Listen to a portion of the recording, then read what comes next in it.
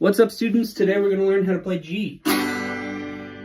So, first of all, we're going to learn the voicing of this chord that has all 4 fingers because it's more versatile and it's more important to learn, in my opinion.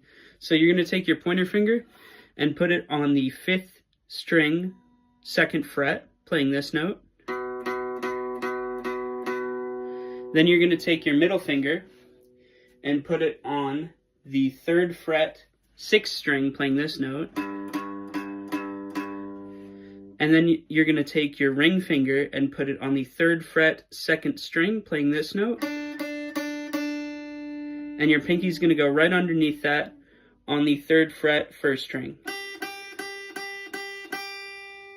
And altogether it should sound like this. Now if it doesn't sound like that and it sounds something more like this,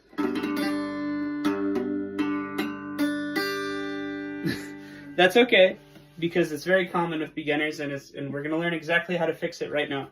So basically, there's a few different common problems and solutions.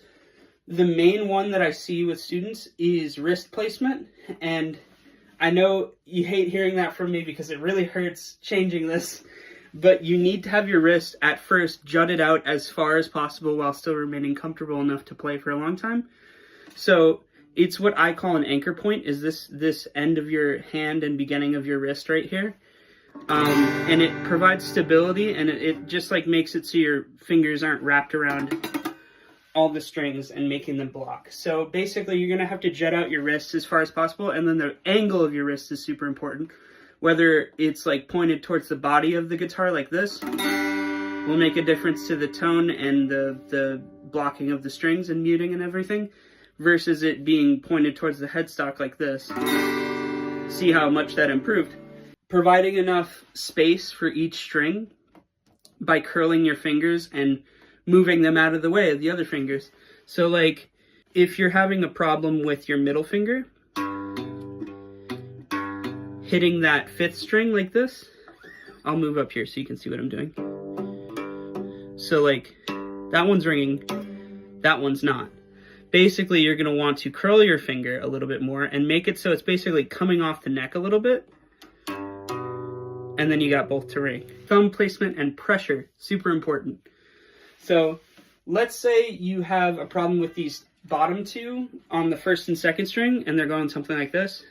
Like not ringing very clean, but these first 2 are good. And the subsequent 2 in the middle that you aren't putting any fingers on are good. So what you're going to do in that situation is you're going to play with angles and pressure with your thumb on the back of the neck.